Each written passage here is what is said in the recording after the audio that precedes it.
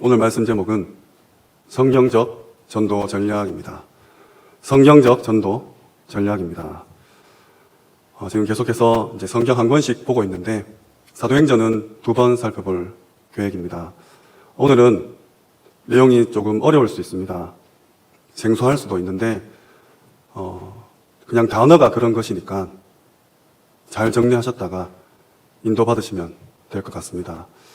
오늘 은혜를 받고 위로를 얻고 답을 내는 것도 좋지만 앞으로 내 인생을 두고 내가 어떻게 인도받아가며 어떤 그림을 그리고 어떤 전도를 하다가 주님 품으로 돌아갈지 결단하는 시간 되실 줄 믿습니다. 세계복음화 3가지 요건이 있습니다. 메신저와 메시지와 전략입니다. 메신저는 하나님이 시대마다 원하는 자를 세우시죠. 구약에도 신약에도 지금 우리에게도 그렇습니다.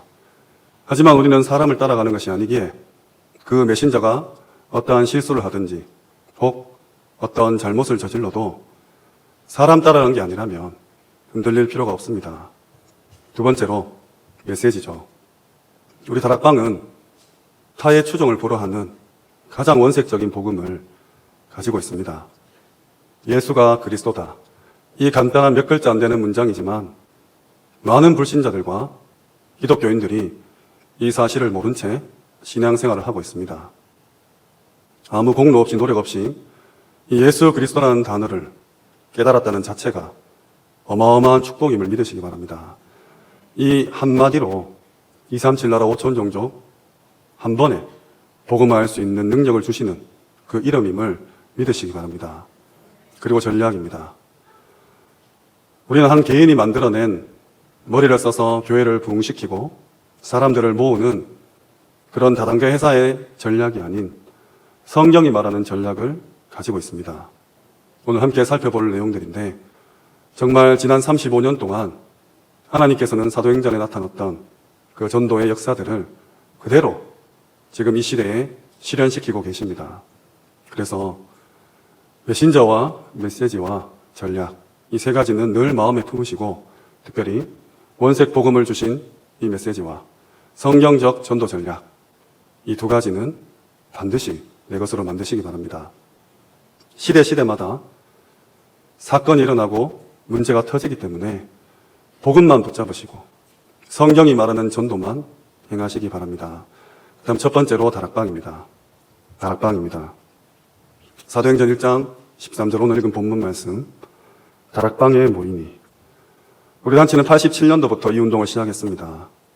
우리가 처해 있는 현장에 하나님의 목적과 계획이 있음을 믿고 전도 지역에 들어가서 생명운동, 말씀운동을 펼치는 것이 다락방 운동이죠. 초대교회 그 마가의 다락방에 모였다 해서 그 이름을 따서 다락방이라고 합니다. 성도들에게 가장 오해되어 있는 이 전도에 대한 부분, 전도는 열심이다, 노력이다, 행위가 아니다, 되어지는 것이다.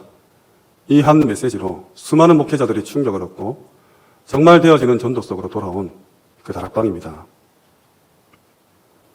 예수 그리스도를 내 마음에 믿고 영접할 때 우리의 그 어떤 공로나 노력이 아닌 하나님의 은혜로서 우리가 구원을 받게 되고 이 사실이 너무나 감격스럽고 감사해서 말하지 않을 수 없는 그 비밀 속에 있는 운동입니다.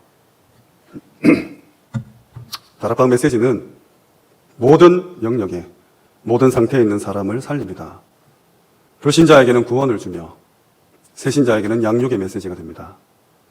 기존 신자에게는 은혜를 끼치며 사명자에게는 방향을 주는 메시지입니다. 성경에서 유일성의 복음을 발견했기 때문이죠. 그래서 내가 받은 이 메시지, 말씀, 내가 전달하지 않으면 내 속에 불이 붙는 것처럼 답답하여 견딜 수 없다고 고백한 구약의 선지자처럼 우리 마음에 생명에 대한 갈급함이 저 죽어가는 영혼들에 대한 긍휼함이 차고 넘쳐서 현장에서 예수 그리스도를 말할 수밖에 없는 것이죠.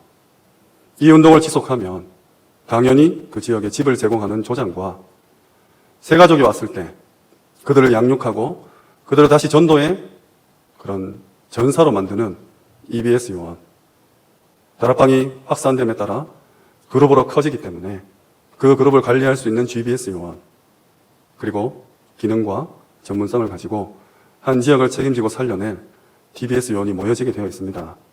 다락방을 하면 조장과 EBS, GBS, TBS 요원이 붙여진다는 것이죠. 생명운동이 폭발적으로 일어나기 때문에 하나님께서 그런 요원들을 붙여주신다는 겁니다. 두 번째로 팀사역입니다. 사도행전 13장 1절에서 4절 말씀. 사도행전 13장 1절에서 4절에 안디옥 교회가 세계 첫 선교를 감당하는 그때에 내가 불러 시키는 일, 이렇게 되어 있습니다. 따로 요원을 뽑아냈다는 것이죠. 우리 조직은 93년도부터 이 운동을 시작했습니다.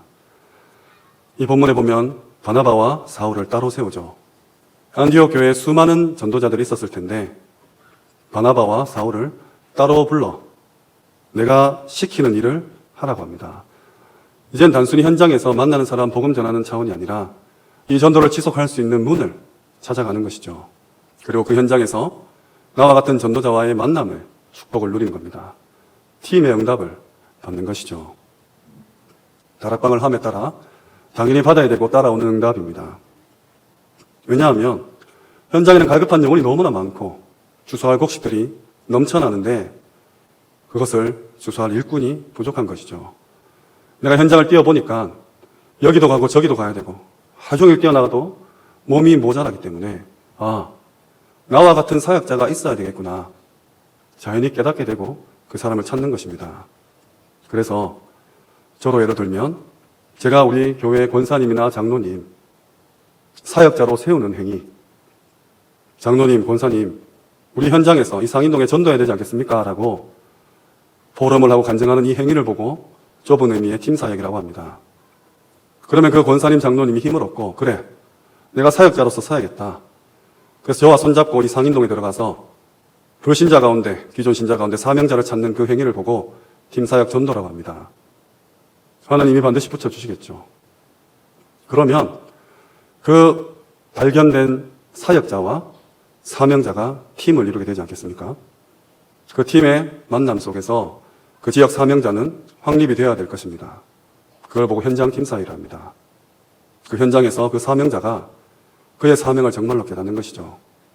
그렇다면 그 상인동에 살고 있는 사명자, 저와 우리 장로님과 함께 새로운 무연고지에 전도를 하는 것을 보고 전도팀 사역이라고 합니다. 지금으로 치면 전도 캠프죠. 93년도 당시에는 이 개념이 없었기 때문에 전도팀 사역이라고 명했습니다.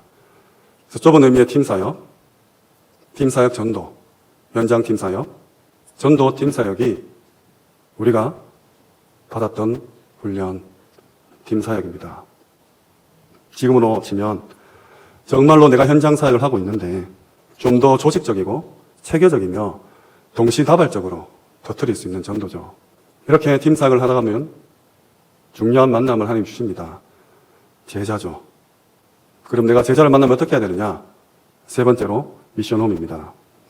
사도행전 16장 15절 말씀. 나를 주 믿는 자로 알거든 내 집에 들어와 유하라. 우리 다락방은 95년도부터 이 미션홈 훈련을 시작했습니다. 루디아, 야손, 또 룸바와 그 여자의 집, 이 사역처럼 다락방을 통해서 찾아진 이 제자를 확립시키는 숨은 전략입니다. 숨은 전략입니다. 이런 일을 하는 사람과 그 집을 둘 다 지칭하는 용어입니다. 영적 문제 속에 드러난 가문과 가정의 문제를 치유하고 말씀과 기도와 전도의 삶을 회복해서 절대 제자, 전도 제자로 세우는 그 행위입니다. 시설이 있어도 되고 없어도 됩니다. 미션홈은 제자 양성소입니다. 하숙집이 아닙니다. 우리가 불신자를 만나서 복음을 제시하는 걸 보고 전도라고 하죠. 한 번 제시하는 것을 전도를 한다면 여러 번 지속해서 제시하는 것을 다락방이라고 합니다. 이 다락방이 지속되는 가운데 나의 간증, 나의 포럼을 한번 해보는 것을 보고 팀사역이라 하며 이것을 지속해서 계속 하는 것을 사명자 다락방이라 합니다. 그 사람이 사명자로 보여지기 때문에 지속해서 하시겠죠. 이 사명자 다락방을 두고 현장에서 확립시키는 것을 아까 말씀드린 현장 팀사역, 한번 확립시키는 걸 현장 팀사역이라 한다면 여러 번 지속해서 그 현장에서 확립시키는 것을 사명자 요원 다락방, 즉 미션홈이라고 합니다. 그래서 우리가 한 사람을 만나서 전도하는 가운데 사명자를 발견하고 제자를 찾아 세우는 이 행위들, 성경에 그대로 나와 있습니다. 오늘 16장 15절 말씀처럼 집을 내어놓는 것이죠. 95년도에 유 목사님은 일주일에 영접 한 명 시키지 못하면 금식하고 벌금 2만 원씩 낸 그 훈련을 했다는 말씀을 들어보셨을 겁니다. 오직 전도만 생각하는 전도 제자를 키워내는 그런 홈이죠. 모든 신혼부부를 대상으로 이 목사님 메시지 주실 때, 또 결혼 성교국에서 메시지 할 때 너의 가정은 반드시 10년 뒤에 미션홈의 축복을 누려라 말씀 받습니다. 아마 이 자리에도 이 말씀 받은 귀한 성도분들 많이 계실 겁니다. 10년 동안 애기 놓고 키우고 자리 잡고 경제 유지하면서 10년 뒤에 곳곳에서 제자들을 키워낼 수 있는 미션홈의 응답을 받아라는 것이죠. 이 메시지를 30년 동안 우리가 받아왔습니다. 이 미션홈에는 치유도 포함되어 있죠. 삶에 대한 치유뿐만 아니라 경제에 대한 치유도 들어있습니다. 모든 제자들, 엘리트들, VIP까지 살릴 수 있는 그 메시지를 전달하는 곳입니다. 네 번째로 전문교회입니다. 사도행전 18장 1절에서 4절 말씀. 생업이 같으므로 함께 살며 일을 하니. 우리 단체는 97년도부터 이 전문교회 메시지가 흘러나왔습니다.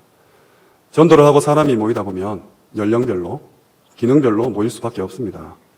왜냐하면 사람은 정서라는 게 있기 때문이죠. 정서끼리 모이는 것입니다.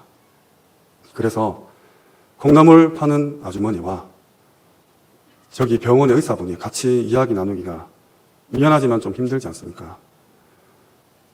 콩나물 파는 아주머니는 담대하게 시장에서, 의사분은 진료실에서 전도를 하는 것이죠. 본인이 가진 기능과 달란트대로 직업의 응답을 받고 그 현장에 들어가서 그 분야를 완전히 살리는 그 교회입니다. 초창기에는 학원 복음화로 이 운동이 많이 일어났습니다. 우리 초등학생 대상으로 확장주교 기억나시죠? 학교 앞에서 영적인 기초를 세우며 영적인 흐름을 탈 수 있도록 운동들이 많이 일어났습니다. 우리 하나교회도 열심히 했었죠. 청소년을 대상으로는 잠깐이지만 복음 상담실을 운영했었습니다. 청소년 문화권을 바꾸는 거죠. 영적인 체험을 시키는 그런 장이었습니다. 우리 대학생은 지금도 잘 알듯이 학사가 있습니다. 영적인 기초를 완전히 확립한 다음 그 복음적 세계관을 심고 이제 영적인 지식까지 전달하는 그런 곳입니다. 하나교회는 13년도 집중훈련 시대가 열리면서 렘넌트 지교회라는 다른 교회에서는 찾아볼 수 없는 그런 전문교회 운동을 했었습니다. 코로나로 인해서 많은 부분이 정리되었지만 당시 집중훈련도 100기가 훨씬 넘는 그런 차수를 진행하면서 지교회도 정말 많은 응답을 받았죠. 이렇듯 렘넌트뿐만 아니라 공단이면 해외 노동자를 향해서, 기존 신자라면 치유사역원을 통해서, 혹은 산업선교, 문화센터, 이런 전문적인 기능을 가지고 전도하는 것입니다. 평일교회죠. 현장교회입니다. 반드시 주일 강단 말씀으로 하나 되고 평일에는 현장에 흩어져서 내 기능 따라 응답을 받아가는 전문 교회입니다. 다섯 번째, 지교회입니다. 고린도전서 16장 19절 말씀, 그 집에 있는 교회, 지역을 살리는 교회죠. 제가 계속해서 성경 구절을 말씀드립니다. 한 사람이 만들어낸 그런 전략이 아닌 하나님이 우리에게 주신 성경적 전도 전략이며 자연히 따라오는 응답입니다. 우리 다락방이 말하는 지교회는 가지 지자가 아닌 땅 지자를 씁니다. 다시 말해 하나교회라는 기둥에서 뻗어나가는 그런 지교회가 아니라 그 지역에 독립된 개체로서 그 지역 살리는 현장 지교회라는 말입니다. 미션홈 요원을 도우면서 평신도 지도자로서 이 요원들이 투입되죠. 자기의 사업과 기능에 충실함은 물론 그 지역을 완전히 책임질 수 있는 요원들입니다. 다락방의 말씀 운동을 펼치면 팀 사역을 통해서 지역 다락방으로 확산되어 사명자가 찾아지고 그 사명자 가운데 제자를 발견케 하셔서 사모를 시켜서 완전히 전도자의 삶을 확립시킵니다. 그 사람이 기능이 있으면 전문교회로, 그 사람이 그냥 지역 주부면 그 지역 살리는 지교회 요원으로 응답받아가는 것이죠. 이것은 누가 가르치고 배운다고 되는 일이 아니라 벤치마킹 한다고 되는 게 아니라 생명이 있으면 자연스럽게 이어져가는 운동입니다. 그리고 지교의 꽃은 캠프입니다. 제가 팀사에서 말씀드렸던 전도 팀사행이죠. 본교회를 이해한 중직자가 올바로 서 있을 때 그 지역이 분석되고 교회 내 사역자와 현장의 사명자가 만나지며 그 만남을 통해서 하나님은 폭발적인 전도 운동을 일으키는 겁니다. 그래서 캠프는 빛이다, 축제다 이렇게 말씀하셨죠.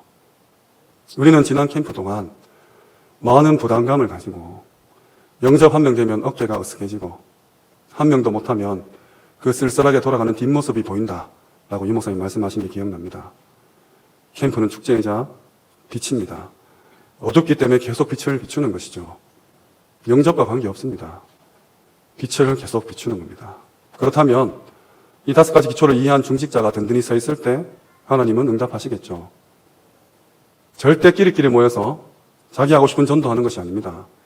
본교회를 중심으로 두고 하나님께서 이 본교회에 응답받을 제자를 붙이는 것이 캠프입니다. 그래서 강단 말씀 확실히 붙잡아야 되는 것이죠. 시작은 평신도로 시작하겠지만 덩치가 커지면 부교육자를 파송할 수도 있습니다. 그리고 그 평일 교회에서 마음껏 전도 사역하다가 독립된 지교회 당으로까지 응답받을 수도 있는 것입니다. 이것이 성경이 말하는 5가지 기초입니다. 이 기초를 놓고 우리 단체는 5가지 훈련을 만들었죠. 현장에서 응답받기 전에 훈련으로 먼저 응답받아라. 그래서 합숙부터 전도 합숙까지 훈련을 받았습니다. 이 자리에도 이 5가지 훈련을 다 받으신 분이 굉장히 많을 줄 압니다. 그러면 당연히 5가지 기초가 현장에 깔려야 되는 것이죠. 이 운동을 지속하다 보니까 개교회가 감당할 수 없는 시스템이 필요하게 됩니다. 그래서 전도학교, 전도신학원, 선교사 훈련원, RTS, RU 5가지 조직이 갖춰지게 되는 것이죠. 살아있는 로컬 시스템이라고 생각하시면 됩니다. 따라오는 응답이에요. 그럼 이 5가지는 무엇을 향해 가냐? 바로 5가지 목표이자 미래입니다. 엘리트, 문화, 산업선교, 지유, 랩넌트. 이렇게 완성되어진 게 20가지 전도 전략이며 지난 35년 동안 우리가 훈련받아온 내용입니다. 지금 7대 여정, 계속 메시지 나오죠. 이 7대 여정 안에 62가지 전도자의 삶이 있습니다. 이 62가지 전도자 삶 안에 20가지 전도 전략이 있고 그 전략 안에 5가지 기초가 있습니다. 빨리 회복하셔야 됩니다. 지난 4월 16일 흩어진 제자들에서 이 20가지 전도 전략은 캠프다. 다시 말해 이미 여러분이 완전히 마스터했고 이제는 더 다음의 것을 준비해야 된다. 나는 다락방 조금 하다 딴 데 간다. 왜? 갈 곳이 너무 많으니까. 이런 메시지를 받았습니다. 그리고 지금 우리에게 나와 있는 게 6번째로 70인입니다. 누가복음 10장 1절 말씀이죠. 예수님께서 따로 70인을 세우사 둘씩 앞서 보내십니다. 그 70인. 좀 어려울 수 있습니다. 91년도 수영로 교회 집회 이후에 2월 18일부터 부산 경남 목회자 500명을 모시고 유 목사님이 전도 기초 훈련을 하십니다. 이때 15개의 강의를 하시는데 거기 4강과 14강에 보면 전도 마스터 플랜 60년이라는 용어가 나옵니다. 앞으로 60년 동안 내가 이렇게 전도하겠다. 이것은 성경에 있는 내용이다. 이렇게 말씀을 하세요. 그 내용이 뭐냐? 그게 7단계인데 첫 번째가 전도 훈련입니다. 전도 학교라고도 명하셨습니다. 그리고 두 번째부터가 EBS, GBS, TBS, HBS였습니다. 개인 다락방을 할 수 있는 EBS 요원, 사역자를 키워서 파송할 수 있는 GBS 요원, 사명자를 찾아서 지역 복음화할 수 있는 TBS 요원, 그리고 교회 안의 핵심 요원 HBS 요원입니다. 그리고 6번째 단계가 교역자 키 멤버요, 7번째가 평신도 키 멤버였습니다. 6번째 메시지를 하면서 내가 당회장이자 담임 목사지만 내년에는 이성원 전도사 네가 담임해라. 현장 가자. 우리 정말 교역자끼리 팀플레이 해보자. 91년도에 이런 메시지를 던졌죠. 근데 지난 21년도 11월에 여교역자 수련회에서 70현장이라는 단어를 선포하셨습니다. 그러면서 하신 말씀이 모든 부교역자들 너만의 현장을 찾아가서 거기서 단임 목회해라. 그게 70개가 되도록 만들어라. 그 메시지 하시면서 삼시대에 대한 메시지도 함께 흘러나왔습니다. 그리고 올해 2월 26일 핵심에서 70제자 지역 종족 나라에 대한 메시지가 나옵니다. 처음에는 현장이라 했다가 종족이라 했다가 나라라 했다가 바뀌었어요. 그러다가 이번 세계 선교대를 기점으로 딱 정립하셨죠. 70제자 지역 종족 나라. 교역자는 70 현장이요. 평신도는 제자 지역 종족 나라다. 예수님께서 12사도에게는 그리스도가 누구냐 질문하셨고 70인 제자들에게는 이 현장에 흑암이 떠난 것을 보았느냐 영적 배경을 설명하셨습니다. 12사도에게는 너는 복음을 선포하고 받지 않으면 네 신발에 먼지를 떨어버리고 순회하라. 70인 제자들에게는 이 지역에 머물면서 뼈를 묻고 완전히 지역 복음화를 하라. 이런 미션을 각각 주셨습니다. 그 7번째 평신도 키 멤버가 바로 70인 요원이죠. 다시 말씀드리면 60년 동안 해야 될 그 메시지를 올 32년 만에 다 해버리셨습니다. 저는 이 말씀 받으면서 왜 그럴까? 왜 이 메시지를 앞당겼을까? 많은 고민을 했습니다. 제가 내린 답은 코로나고 비대면 시대입니다. 지금 불신자들도 세븐테크라해서 앞으로 이 시대를 이끌어갈 7가지 기술에 대해서 막 설명합니다. 우리 후대들이 이 기술을 배우지 못하면 살아남지 못한다. 먹고 살 수도 없다. 로봇공항이든 사물 인터넷이든 메타버스든 AI, VR, 가상현실, 증강현실 이런 단어들입니다. 이 7가지 기술을 코로나 때문에 전 세계가 30년 앞당겨서 알게 되었다. 작년부터 나오는 그런 내용들입니다. 우연의 일치인지는 모르지만 상관이 없다고는 생각하지 않습니다. 불신자도 30년이 앞당겨졌다. 이렇게 말하고 있는 지금 전도자 역시 전도 마스터 플랜을 30년 앞당긴 게 아닌가 그런 생각을 합니다. 여기 오늘 너무 빨리 말씀을 드렸는데 자세한 내용은 지난달과 이번 달 우문현답에 풀이해서 설명을 해드렸었습니다. 꼭 확인해 보시고 내가 어디까지 지금 응답을 받고 와 있고 앞으로 다락방을 어떻게 흘러갈 것이며 지금 훈련과 조직과 많은 부분들이 지금 재정비하고 있습니다. 반드시 우리 하나교회는 이 40억 이상 든 공사와 더불어서 이 메시지와 전략을 활용할 수 있도록 준비하셔야 됩니다. 말씀을 맺겠습니다. 더 어려운 말씀을 드리겠습니다. 그렇다면 60년 메시지가 선포하고 난 이후에 첫 번째로 선포된 앞으로 새 시대를 향한 메시지가 무엇일까? 저는 지난 4월 2일 핵심에 대면, 비대면, 미디어 전략으로 붙잡았습니다. 제가 우리 고등부에서 2월 달에 이 5가지 기초를 가상공간에 빨리 깔아야 된다고 설교한 적이 있었습니다. 왜냐하면 지금 불신자들은 2월 중순에 가상 부동산을 매입하고 있습니다. 가상화폐뿐만 아니라 가상으로 된 땅을 실제로 돈을 주고 매입하고 있었다는 거죠. 작년 11월에 이미 미국이나 뉴욕 맨하탄에 노른자 땅을 벤처기업에서는 수백만 달러를 사고 매입을 한 상태입니다. 완전히 지구와 똑같은 모양으로 가상 공간을 만들든지 아니면 제2의 공간을 만들어서 이미 경제활동을 하고 있어요. 올해 2월 달에는 서울역을 중심으로 그 땅이 판매가 시작되었습니다. 우리나라는 가상이라 하면 이 가짜가 거짓 가짜입니다. 그래서 뭔가 조금 떨어져 있는 것으로 보이지만 영어로는 버추얼입니다. 실제의라는 뜻이에요. 빨리 감 잡으시고 이 가상 공간에 5가지 기초를 까는 그 방법을 찾아내야 됩니다. 저는 과연 있겠나 싶었는데 RTS에서 이걸 했습니다. 작년 가을 학기에 한 교수님께서 가상 공간에 전도 캠프를 실현시킨 거죠. 5가지 기초를 깔고 캠프를 했습니다.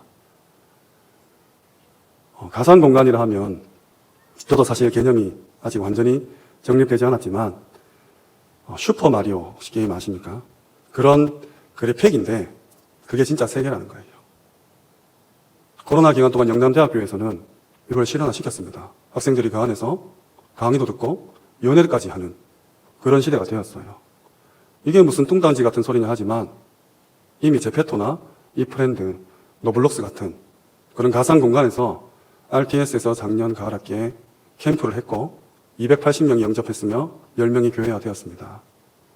올해입니다. 올해는 가상 공간이 아닌 비대면 캠프를 진행했어요. RTS에서 보니까 이미 해외 20개국에서 34명의 해외 학생들이 와 있더라. 이들을 중심으로 줌이죠. 캠프를 진행한 겁니다.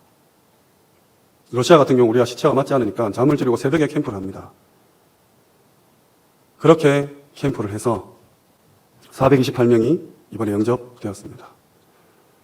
다민족 46명을 기준으로 해서 이 캠프를 한 것이죠.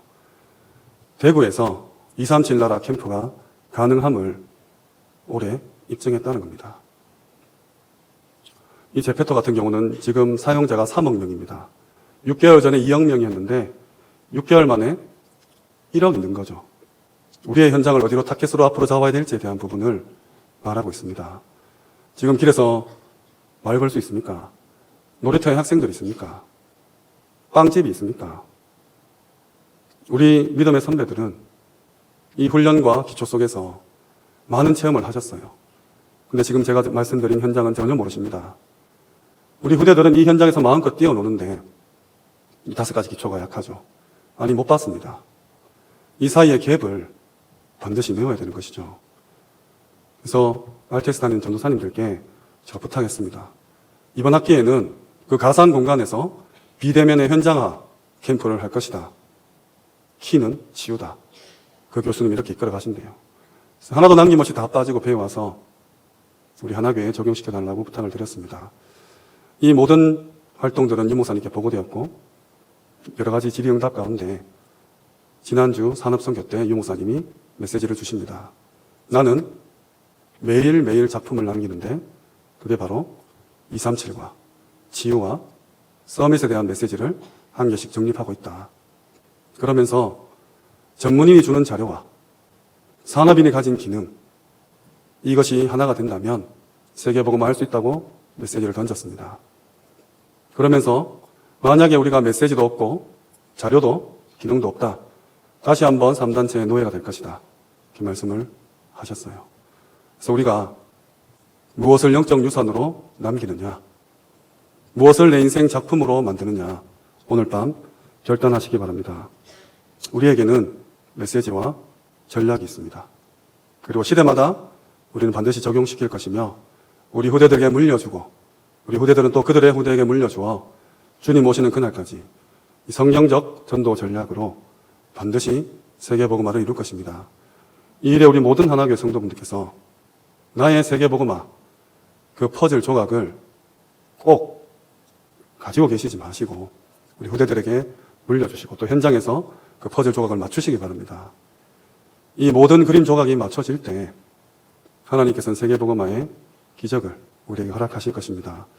5가지 기초 회복하시고 또 지금 현장에 일어나는 많은 부분들을 체화하셔서 영적인 작품 남기시기를 주님의 이름으로 축원합니다.